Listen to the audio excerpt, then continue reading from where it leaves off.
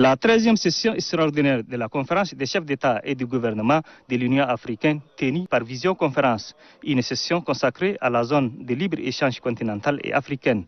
Le maréchal du Tchad Idriss Déby Itno, président de la République, a été représenté par le ministre des Affaires étrangères, de l'intégration africaine et des Tchadiens de l'étranger, l'ambassadeur Amin Abassidik.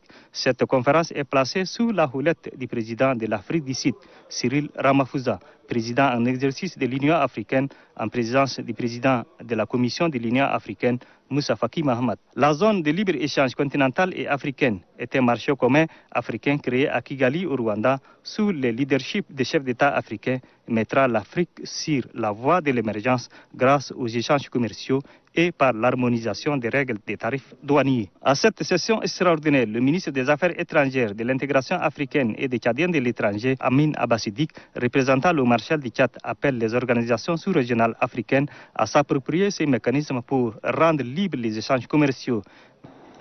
Comme nous le savons tous,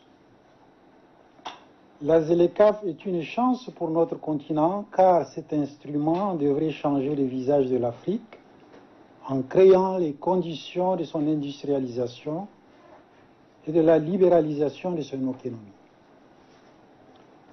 Il est inconcevable que le commerce intra-africain ne représente que 15% des échanges totaux du continent, contre 70% pour l'Union européenne. La mise en œuvre effective de la ZLECAf devrait apporter une solution à cette problématique éminemment importante.